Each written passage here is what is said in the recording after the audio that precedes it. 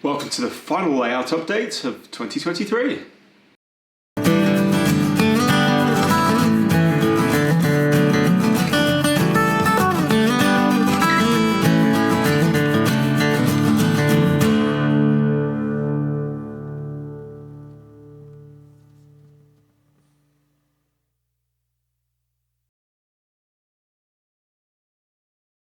Hi everyone, I'm Martin and welcome to Donnington Castle Model Railway. Now, I'm not sure if you can hear the wind howling outside, but we're reaching the end of 2023. Today will be the final layout update of the year. I've been working on a few projects recently, so my full attention hasn't been going on the layout, and some of those projects you'll get a chance to see in the new year. In terms of progress, I'm going to give you a good overview of where the Southern Mainline has got to, because there's some aspects of that I've not really talked through in terms of how they've been put together. I'm also going to give you a little bit of an update on some of the other areas of the layout that I've been working on, a few little odd jobs here and there just to bring things up to spec. So I hope you enjoy, and let's get over to the layout and take a look. Firstly, thank you to everyone who left comments and thoughts after the Conductor rail episode. There was lots of very interesting things in there and some things that I hadn't thought about. As you can see, I've gone over this now with a little bit of weathering. I'm still not happy with it yet. But as mentioned by a few people, I've used some black wash over the conductor rails. So the top surface is still slightly shiny, but it's just got a kind of very kind of black carbon-y kind of tinge to it, and the sides of the rails, the sides of the conductor rails are now much duller. There's just the merest, faintest hint of kind of rust underneath there, but it's mainly that kind of grimy, carbon-y black that you see on them. As you can see, I've now got this second section of conductor rail in place. I need to make sure I go down there and get all of that in a good place before I go over the top with any more of the tunnel sections. As you can see, I popped some cables in to continue the current and gone over those in some kind of mucky colours. You can see there's bits of touching up with regard to the weathering needed as you kind of go down there, and I'll kind of get stuck into that. The moment this section still lifts off, so that's got me easy access still in there. Obviously still a bit of work to do, still some track to be laid, but once that's all done, then this can actually go back into place. We can get all this fixed down properly, and that means we can start laying the main lines on the top, which will be a really exciting day. So in terms of tunnel construction, the tunnel is going to run right the way down underneath the main lines. This is an old second-hand Pico tunnel mouth with the tunnel wings cut off. That's going to sit at the front here.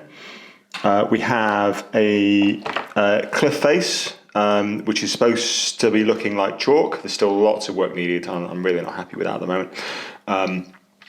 The idea being that that's kind of been cut out and left as a kind of a rock face just to bound that tunnel off. The tunnel sections, as I mentioned, for the heritage line are made from the Woodland Scenics mould. And you can hopefully see here that the kind of construction here, I make them in the mould, I saw them down to the right size, fix them in place with instant grab adhesive. After I've painted the inside in dark grey, and then kind of used kind of highlights and kind of dark tones just to give a little bit of variation in there, which you probably won't be able to see from this angle. And those are going to continue all the way up there.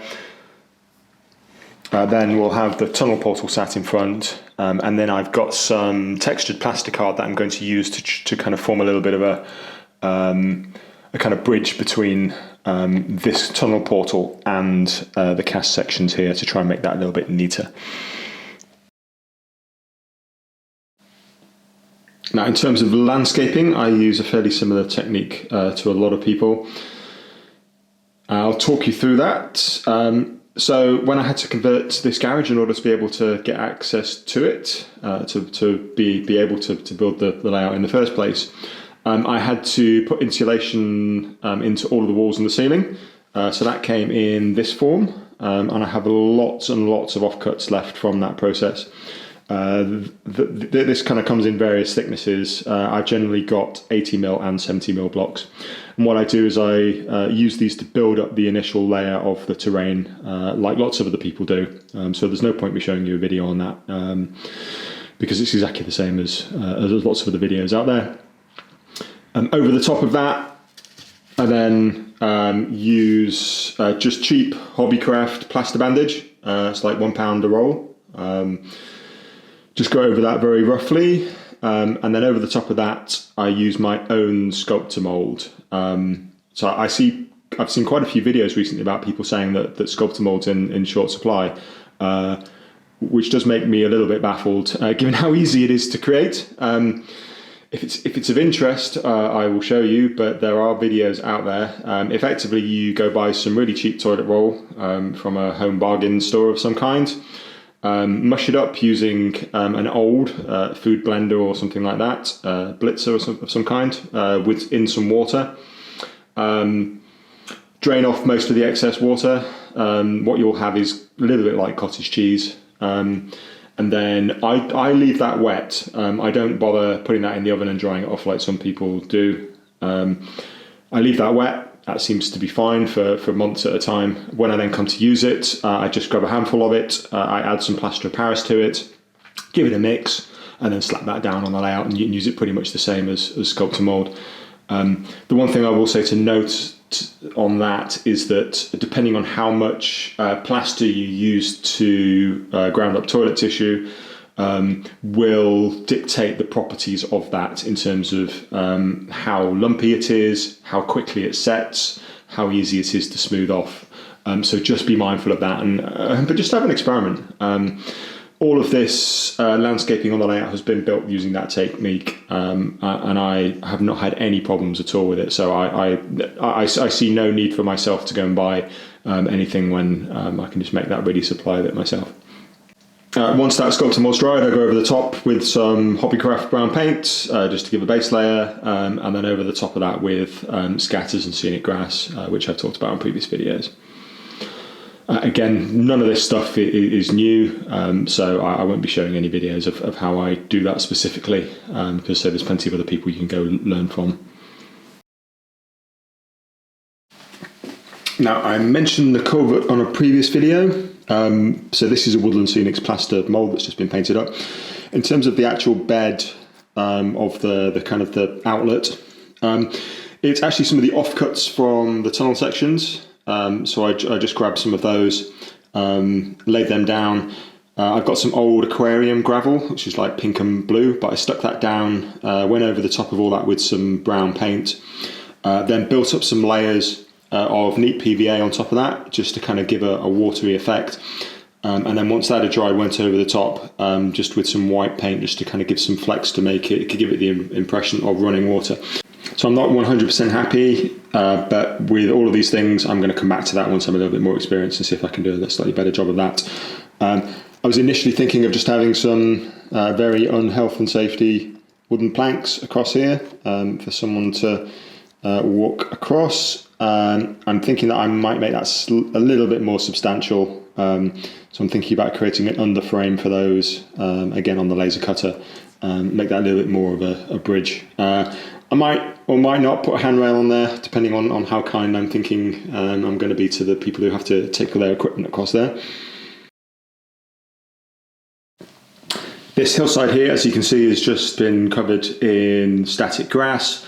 I'm thinking about having quite a thick covering of bushes up this side, just to kind of really carpet that and give that a nice feel, and then have those kind of taper out as we get round onto the kind of the rock facing round there.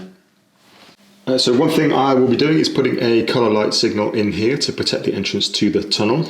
There will also be one on this line further up here, probably off scene at the moment, but I was thinking about popping an AWS ramp in there to signal that. One question I don't know the answer to, and I'm hoping someone will be able to, is when did AWS ramps started having the midsection painted yellow? This is supposed to be the mid-1970s. I'm finding it difficult to find colour photos that kind of really show me one in any detail. This would need to be weathered down anyway, because they would be covered in grime. But if anyone does know the answer to about when, like what period of time these started being painted yellow, then that would be very useful. And whether I need to repaint this back or not, but that's probably going to get popped in here somewhere on the exit from the tunnel, with the signal obviously then being further up this way. So just to demonstrate the fragility of some of this model, I've just managed to break my little fence off here that I'm going to have to remake.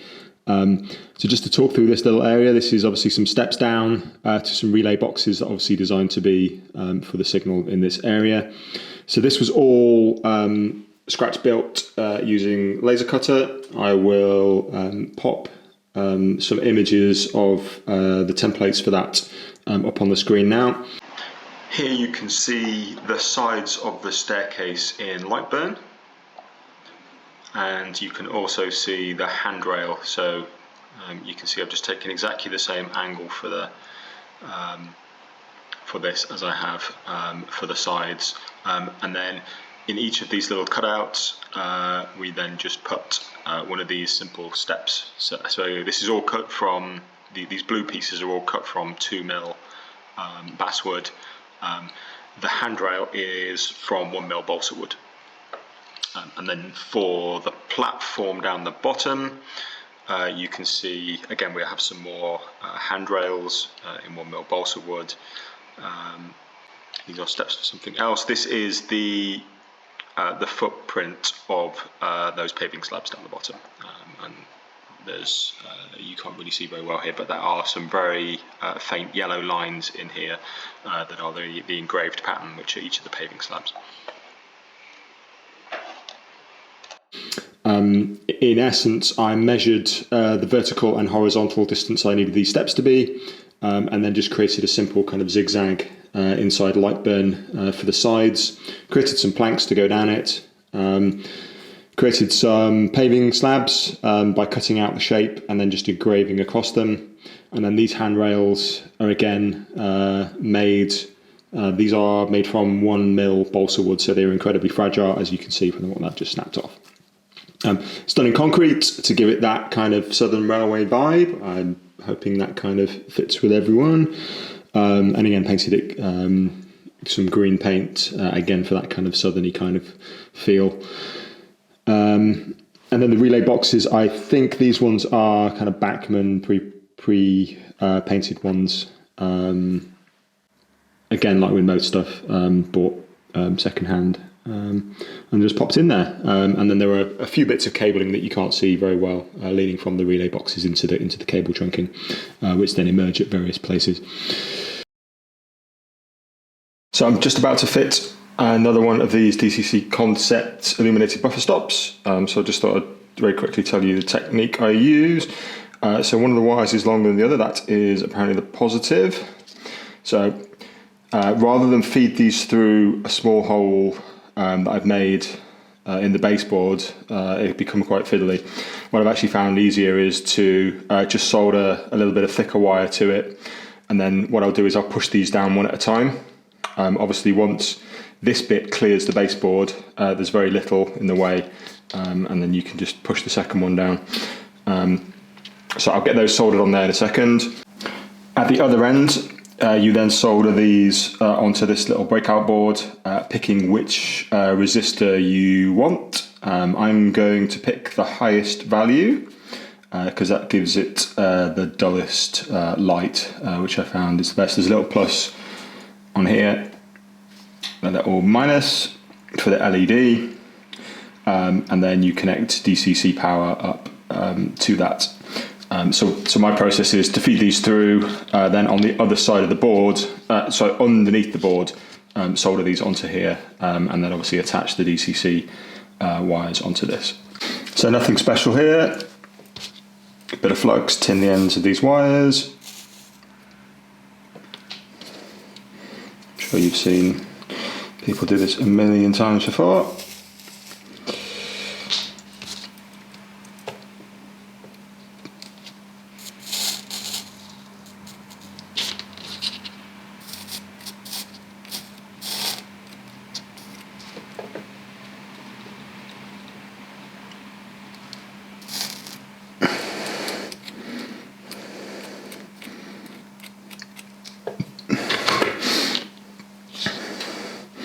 Now, if we look, just check we've got our longer wire, which is this one. What we're going to do is just solder that onto the nice blob of solder. Let's just make sure these are disentangled first. Let's just use our helping hand.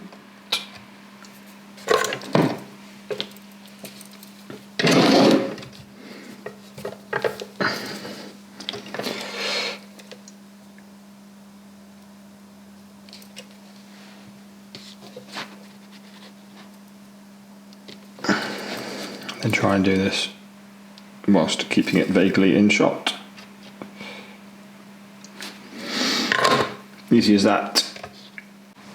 I'm not going to put any heat shrink on them because this wire is really thin, so I'm just going to put a little bit of tape around them just so that we don't get any unexpected connections. And there we have our buffer stop, all connected up to DCC power. As with the other one, it's connected to the power bus for the main running lines. The reason being, as I've said before, is that the heritage line can flick between DC and DCC operation, and I'm powering these off DCC, so they're on permanently. So to avoid any kind of complicated switching around, they're just wired into the other power district. And the final job was just to take the edge off everything a little bit and blend it in, just by using a little bit of black weathering powder. So the little bit of that shine of that paint's come off there now, which looks good. And now we have a buffer stop to stop things coming off the end of our track. So if you take a look here, you can see the two different techniques that I've been using for the wire fencing. The first here is using Hobbycraft, I think it's 0.2 mil silver wire. The idea here is to then paint it with light rust and then go over it with some weathering powder. When you do that, it becomes a little bit like this section here, and actually is very difficult to see, which is good because at this scale you're not going to really be able to see much of that wire itself. However, that's quite a time-consuming process. So over here is some copper wire. I think this is possibly 0.4 mil. But the idea here is that not to paint it at all, but just to go over the top with some weathering powder, and hopefully again that will just kind of make that fencing disappear, but give that illusion of there being there. As you can see, I've only got two of the wires in place.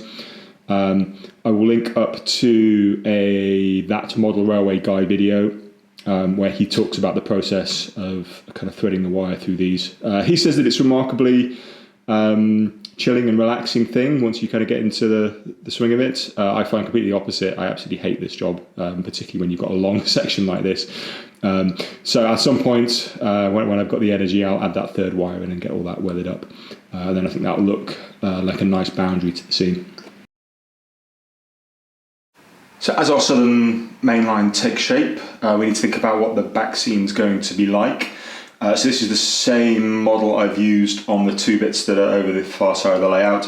It's basically just a sheet of 3.6 mil plywood from everyone's favourite Block and Quail, and then these are old offcuts actually of just pine strip wood. So what I'm going to do is I'm going to cut these down to size so that there's just a supporting frame on the back. From the other side I'll go through with a drill, countersink it, and attach the board to this back frame from the front, and then this will then be drilled and screwed from the back here into the baseboards. So about that much I think will be showing up the top. So that gives us quite a bit of strength. What happens on the other side of the back scene I've not decided totally yet. I think in the short term I'm going to paint everything a very light shade of blue, just to give it, so when I'm filming, just to make things a little bit nicer. And then we'll work out whether we want to go photographic or whether we want to go kind of fully artistic on those at another point. So let's get all this cut down and fit together, and I'll show you what that looks like. Okay, and there we go. That's the timber just cut very quickly with a jigsaw and then fastened from the other side, as I'll show you in a second. So you might be able to see, it's just a quick countersink and then some very short screws in here. What I'll do is I'll just go over these with some wood filler, and then this is, and then what I'll do before I paint it is just go over this with a very weak water PVA mix just to try and seal that a bit, make the paint go a bit further. So I've painted our back scene with some of this stuff. It's Hobbycraft acrylic paint, pale blue, £2 for a tub like that. It's been watered down slightly, and then that really took one coat with a little bit of touching up afterwards. It's then just been screwed onto the baseboard, as I mentioned, and I'm really happy with that as a kind of a first step in this process. I think it really aids that scene to the extent that I'm going to go around and I'm going to get the rest of the back scenes done exactly the same way. I'm going to do square corners for now, and then we'll look at whether we can introduce some curves at a later point, because I think that makes a real difference to how things look. But anyway, that will be something for the next update, which will be in the new year. I hope you enjoyed looking at all of the updates to the layout. So this is pretty much where we're going to end 2023 in terms of work on the layout, but lots of exciting things coming in 2024. I'm very much looking forward to getting that tunnel on the Southern Mainline finished off so the baseboard can go back down, and then we can really start laying those main lines around that upper section, which I think is going to really add some extra dimension to the layout. Anyway, that's all for the new year. If you're watching this before the holidays, then please do have a very restful time over that period, and hopefully you'll get a chance to do some modelling. On the Friday before Christmas, there'll be a little bit of holiday fun for you. I'm going to be releasing some kind of railway themed puzzles in a kind of an escape game style online activity for you to have a go at. So I hope you enjoy those, and say that might be a good thing for you to just kind of relax and chill and kind of have a bit of fun with over the holiday here in the UK. Have a great break. I look forward to seeing you all in 2024. All right.